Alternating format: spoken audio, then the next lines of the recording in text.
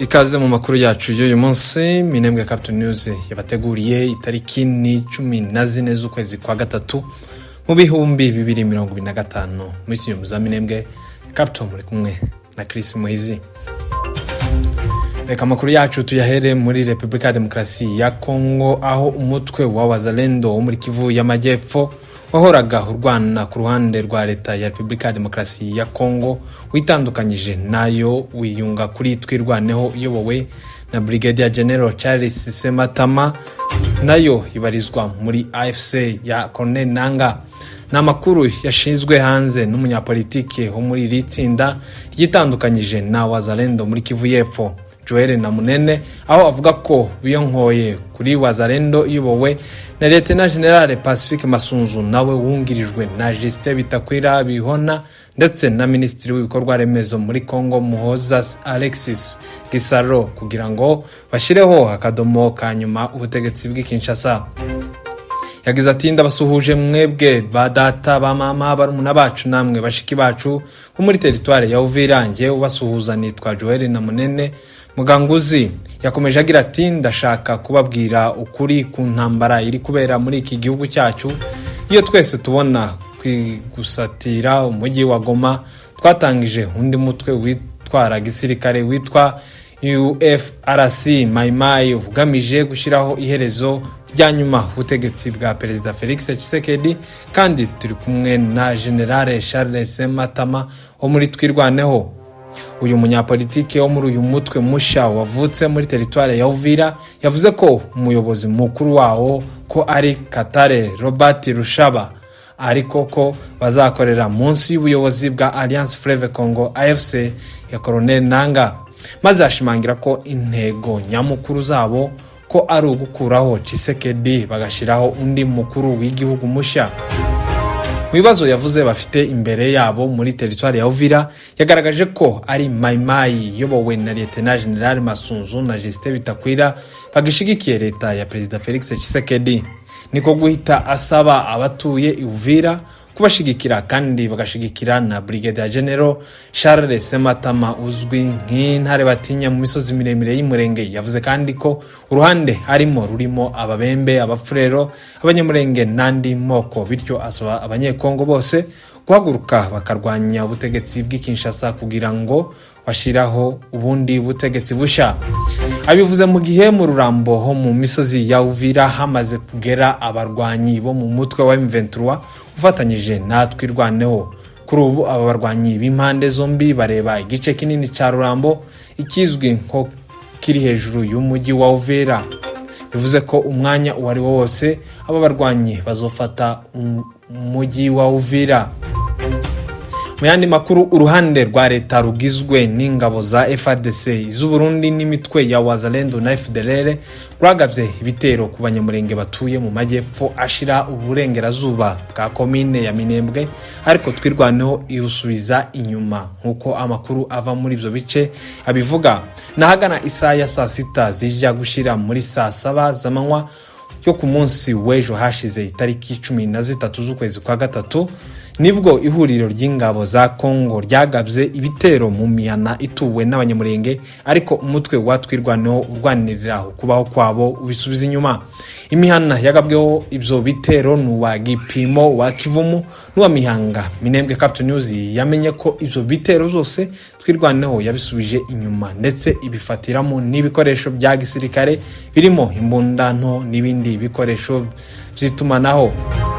Seti wavuganye natwe yavuze ko bakubise umwanzi kandi ko ku ruhande rwabo rwatwirwaneho byagenze neza. Ati na amahoro ku ruhande rwacu, nta muntu twatakaje, nta n'uwakomeretse, ariko aduyi twaramucanjije kandi yaratakaje ku Gipimo, Kivumu na Mihanga, aho uyu mwanzi yari yaduteye twaramukubise asubizwa inyuma. Uyu mwanzi wari wabateye mu mihana ituwe n'abanyamurenge yayiteye aturutse mu misozi y'Irurenge muri secteur ya Rurenge muri territoire ya Fizi, asanzwe ari mu ndiri ya FARDC, mu birindiro bya FARDC na Wazalendo ndetse n'ingabo za leta ya Kongo n'iz'u Burundi. kimwe cyo muri iki gitondo cyo kuri uyu wa gatanu tariki 14 z'ukwezi kwa gatatu 2025 uyu mwanzi yongeye kugaragara mu bice bya Gipimo aho bivugwa ko yaturutse za Kabanju ni mu gihe ari kugaragara mu marembo y'iki gice. Seti yagize ati bwa gice bwongeye kugaruka za Gipimo buri kugaragara hafi aho bwinutse za Kabanju.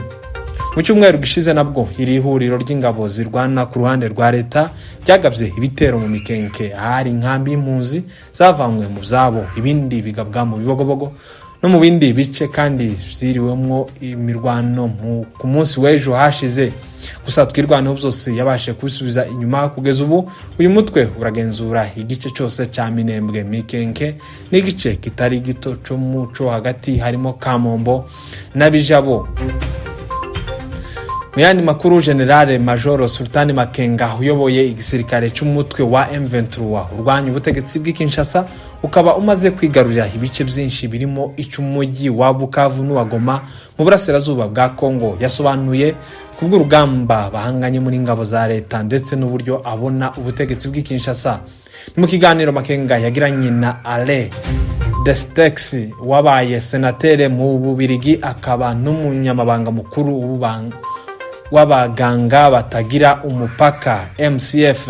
Mu kiganiro Major General Sultan Makenga udakunze kugaragara cyane mu itangazamakuru yabashijwe impamvu yahisemo kurwana, nawe asobanura ko byatewe n'uko leta y'Kinshasa yashakaga kumurimburana n'ubwoko bwe bw'abatutsi b'abanyekongo. Yagize ati ntabwo twari kwicara ngo tureke baturimbure tutagize ico dukora. Biteye isoni n'agahinda kuba isi iraha hanze yirengagiza ibi. Wewe ubwawe wibone inturo muri Masisi uburyo bahatwitse gusa kuko ngo hari hatuwe n'abatutsi. Tugomba guhangana tugatsinda urwango rushingiye ku ngengabitekerezo y'amoko tugashyira imbere ubwiyunge. Uyu Mubirigi Ale Destex yahise amubaza ati kuki mwafashe Igoma ni Bukavu? Nawe asubiza ati ntabwo yari imwe mu ntego zacu, ariko Igoma FARDC n'izindi ngabo bafatanyije barasaga ibirindiro byacu n'abaturage b'abasivile twarindaga, rero kubyihanganira biratunanira. Hanyuma ingabo za FARDC zishize hamwe n'iz'abarundi zakiraga ibikoresho bivuye i Bukavu. Twagombaga gufata i Bukavu kugira ngo dukureho iryo terabwoba. FARDC n'ubu ikomeje kutugabaho ibitero na drone ziva Ikisangani, naho tugomba kuhashakira igisubizo kirambye. Ale Destex yamubajije kandi icyo yasobanura uburyo batsinda ingabo zibarusha ubwinshi. Nawe ati dufite impamvu yo kurirwanaho kandi abasirikare bacu barabyiyemeje, byongeye nta bundi buryo dufite n'intsinzi cyangwa tukaburirwa irengero. Bitandukanye na FARDC, abasirikare bacu ntibahabwa umushahara, barwana kubera ukwizera no gukunda igihugu kandi bafite ubushake. Yamubaje kandi niba bazitabira ibiganiro by'i Rwanda ibyo bazahuriramo na leta y'Kinshasa. Sultan Makenga yahise avuga ati yego birumvikana turashaka kuganira, gusa ariko kuri iyi nshuro tuzi uruhande rwa Angola, ariko nta kintu na kimwe twigeze twumva giturutse Kinshasa. Yamubajije no kubashanshuro barwanaga ku ruhande rwa leta y'Kinshasa, nawe asubiza ati ntabwo ari ibintu byumvikana kuva ikantaraga i Burayi ukaza muri Afrika kwica abaturage barengera uburenganzira bwabo. Isi yakakwiye gutangara, ariko kigaragara ntabwo ariko bimeze. Yamuhaje kandi no ku basirikare ba leta y'Kinshasa bakicihishe mu birindiro by'ingabo za MONUSCO.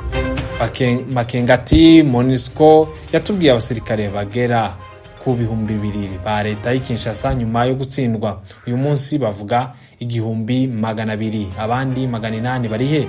FARDC Wazalendo na FDLR nibo soko y'umutekano muke muri uyu mujyi. Uyu mu The Text yamubajije uko byagenze mu bitaro bya Hill Africa aho ingabo zabo zashinjwe gushimuta abantu bakomeretse. Makenga ati abahoze muri FARDC bigiraga abarwanyi cyangwa bakigira abaganga, twahasanze imbunda zigera ku 14. Abakozi b'ibitaro nibo babitumenyesheje, twavanyemo abatari bakeneye kuguma mu bitaro. Hari abasirikare ba FARDC bakomeretse bari mu bitaro bitandukanye mu mujyi, kandi abo ntaco tubashakaho, nawe ibyo wabyigenzurira. Amubajije ico atekereza kuri Perezida Felix Tshisekedi, Makenga yasubije ko nta rukundo agirira igihugu cye. Mu yandi makuru, umutwe wa M23 urwanya nanone ubutegetsi bw'Kinshasa wakunze kugaragaza ko ibiganiro ariyo nzira yonyine izageza iki gihugu ku mahoro arambye, ariko guverinoma ya Repubulika ya Demokarasi ya Kongo igakomeza kwinangira nyuma ikaza kuva kwizima. Yavuze ko wo wabiharaniye kuva kera kandi ko uruhiye kuzumvisa Perezida Felix Tshisekedi ku mbaraga. Mu minsi ibiri ishize, Perezidanse ya Angola isanzwe ari umuhuza mu gushaka amahoro arambye mu gihugu cya Repubulika ya Demokarasi ya Kongo yatangaje ko perezida w'iki gihugu Joao Lorenzo azatangiza ibiganiro hagati ya M23 na leta y'Kinshasa, ariko bikaba bizwi ko Perezida Felix Tshisekedi wa Kongo yari yarabanje kuvuga ko leta ye idateze kujya mu biganiro bihuza n'umutwe wa M23 uwo bahanganye mu burasirazuba bw'iki gihugu. Nyuma y'uko Angola itangaje ko Kinshasa yemeye kuganira n'uyu mutwe, umuyobozi wabo Bertrand Bisimwa yahise avuga ko ibi babivuze kenshi, ariko ko ubutegetsi bwa Perezida Felix Tshisekedi bwabiteraga utwatsi. Yagize ati, twiyemeje gutsinda inzira za gisirikare za Tshisekedi no kumuzana ku bushake cyangwa ku mbaraga ku meza y'ibiganiro, ari nayo nzira yonyine ya gisivile ushobora gushira ku murongo ibibazo bimaze imyaka myinshi muri iki gihugu. Ni mugihe kandi n'umuvugizi w'ibiro by'umukuru w'igihugu cya Repubulika ya Demokarasi ya Kongo Tina Salama nawe mu butumwa yanditse kuri X nyuma yaho Angola yari imaze gutangaza ibiganiro, yagize ati, twamenye kandi dutegereje kureba ishirwa mu bikorwa ry'uru rugendo rw'ubuhuza bwa Angola. Abakuru b'ibihugu binyuranye barimo abo mu karere Kongo n'u Rwanda biherereyemo ndetse n'imiryango mpuzamahanga, abo bakunze kuvuga ko nta yindi nzira yatanga igisubizo ku bibazo bimaze igihe mu burasirazuba bwa Kongo atari ibiganiro hagati ya M23 na leta y'Kinshasa. Umutwe wa M23 ugizwe n'abanyekongo baharanira uburenganzira bwo kubaho kwabo, kuko bicwa umunsi ku wundi kandi bakicwa n'ubutegetsi bw'iki gihugu cya Repubulika ya Demokarasi ya Kongo bufatanyije n'imitwe irimo FDLR, irimo abasize bakoze jenoside yakorewe abatutsi mu Rwanda n'abazarendo n'ingabo z'u Burundi. Uyu mutwe wakunze kugaragariza leta y'iki gihugu ko utazigera urambika intwaro hasi igihe iyi leta itaremera ko baganira cyangwa ngo yemere ivyo iyisaba. Abasirikare ba leta y'Kinshasa bashinjwa guhunga umutwe wa M23 mu burasirazuba bwa Kongo batangiye kuburanishwa mu rukiko rukuru rwa gisirikare ruri mu murwa mukuru w'iki gihugu cya Repubulika ya Demokarasi ya Kongo i Kinshasa. Na harejo tariki 13 z'ukwezi kwa gatatu mu 2025 batangiye kuburanishwa. Bivugwa ko abitavye uru rukiko ari batanu kandi ko barimo abasirikare bakuru n'abapolisi bahunze M23 i Bukavu na Goma. Aba barimo Major General Alain Gibea Nyitesia Nzambe Ekuka Lipopo Romuald wigeze kuba guverineri wa gisirikare mu ntara ya Kivu y'Amajyaruguru, Brigadier General Yangiba Tene Dani warushinzwe umutekano muri Kivu y'Amajyaruguru, Brigadier General Papi Rupembe Mobenzo umujyanama mu bya gisirikare mu ntara ya Kivu ya ruguru ushinzwe itegeko, na Leonard Mukuna Tumba warukuriye polisi muri Kivu y'Amajyaruguru. Ubutabera bwa Kongo buvuga ko aba basirikare baregwa guhunga mu birindiro byabo bikigarurirwa na M23 kuva mu bandi basirikare batabiherewe uburenganzira no guta abakomerekeye ku rugamba intwaro no gusiga ibikoresho bya gisirikare mu mujyi wa Goma n'uwa Bukavu. M23 ubwo yafataga umujyi wa Goma, bamwe mu basirikare ba leta y'Kinshasa bahisemo guhunga bata imbunda zabo bahungira mu Rwanda. Ibi byahise byorohera uyu mutwe wa M23 gufata uyu mujyi wa Bukavu n'uwa Goma byihuse. mu kwezi gushize uyu mwaka urukiko rukuru rwa gisirikare rwa Bukavu mu ntara ya Kivu y'Epfo rwari rwakatiye abasirikare ba FARDC bagera kuri 212 igihano cy'urupfu rubaca n'amande y'amadolari ibihumbi 200 bazira nabo guhunga uru rugamba. Muyandi makuru, uwahoze ari umudepite muri Repubulika ya Demokarasi ya Kongo Justin Bitakwira Bihona uzwiho urwango ku bwoko bw'abatutsi b'abanyekongo akaba ari we uhagarariye Wazalendo mu burasirazuba bw'iki gihugu ategerejwe Uvira, aho bivuga ko azaniye Wazalendo amafaranga n'ibikoresho bya gisirikare kugira ngo bakomeze intambara kuri M23 Bukavu n'ahandi. Kuko amasoko yacu atandukanye abivuga, mu cyumweru gishize nibwo ubutegetsi bw'Kinshasa bwatangaje kumugaragara ko ibiro by'intara ya Kivu y'Epfo byimuriwe Uvira. Ni nyuma yaho M23 yari yafashe umujyi wa Bukavu ufatwa nk'umugwa mukuru w'intara ya Kivu y'Amajyepfo. Hagize iminsi bivugwa ko Uvira umutekano w'abaturage baho utifashe neza, cyane cyane ku bavuga ururimi rw'ikinyarwanda, ndetse aba baturage kuva mu mazu biracyari ingorabahizi kuko Wazalendo bareba iki gice bagiye baha abana bato intwaro izo bagiye bambura abasirikare ba FARDC bahunze M23 Ibukavu na Kamanyola, bigatuma bazikoresha nabi mu kugirira nabi abaturage, kubica no kubanyaga. Ikindi nuko umutekano muke waha uva kuba Wazalendo bagenzura iki gice cya Uvira badahabwa imishahara, ndetse bikavugwa ko bavuga ko batazakomeza imirwano mu gihe badahabwa ibihembo. Ariko FARDC bashinja kutaha ibirindiro byabo ikabihabwa bya buri kwezi. Muri ubwo buryo amakuru twahawe kuri Minembwe Capital News yavuga ko uyu munsi Uvira Bitakwira ari buhagere, kandi ko azaniye Wazalendo ibikoresho bya gisirikare birimo imbunda ziremereye n'izito n'amafaranga, nubwo tutabashe kumenya umubare wabo. Ikizagukurikiraho nyuma yaho Wazalendo bazaba bamaze kubona ibyo bikoresho bya gisirikare n'amafaranga, barahita batangira kurwanya M23 bahereye ikamanyora. Umuturage w'Ubuvira utashatse ko amazina ye aja hanze wo mu bwoko bw'abafurero yatubwiye ko Wazalendo bagiye kurwana kandi ko bazaniwe ibikoresho bya gisirikare. Yagize ati hano Uvira Wazalendo barakira Bitakwira uyu munsi, bamutegerejemo ifaranga n'imbunda n'amasasu, nyuma barahita batera ikamanyora bazakomeza ni Bukavu. Aya makuru avuga ko Bitakwira ari bugere muri iki gice aturutse i Kalemi nyuma yuko avuye i Kinshasa akerekeza i Lubumbashi ni Kalemi. Ati yavuye i Kinshasa anyura i Lubumbashi nyuma abona kuja i Kalemi, ubu yerekeje hano i Uvira ni bato. Ibyo bibaye mu gihe leta y'Kinshasa yemeye kuganira n'umutwe wa M23 mu rwego rwo gushaka igisubizo kirambye cy'umutekano muke mu burasirazuba bw'iki gihugu. Ibyo M23 ivuga ko iyi leta yabyemeye kubw'imbaraga zayo kuko yakomeje kubihata, ariko mu gihe uruhande rurwanira iyi leta rwakomeza imirwano, ibyo biganiro byaba arandi mayeri Kinshasa yaba agiye gukoresha. Gusa Angola, umuhuza wa M23 na leta y'Kinshasa, yatangaje ko ibyo biganiro bizabera i Rwanda kandi ko bizaba tariki 18 z'ukwezi kwa gatatu mu 2025.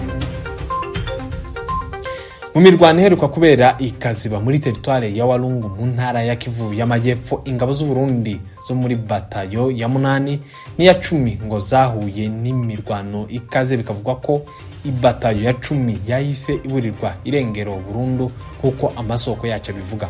Imirwano y'ikaziba ihanganishije ingabo z'u Burundi n'abarwanyi bo mu mutwe wa M23 urwanya ubutegetsi bw'Kinshasa yabaye mu minsi 3 ishize muri iki cyumweru, aho byarangiye uyu mutwe uhigaruriye nyuma yo kuhirukana izi ngabo z'u Burundi na Wazalendo ndetse na FDLR.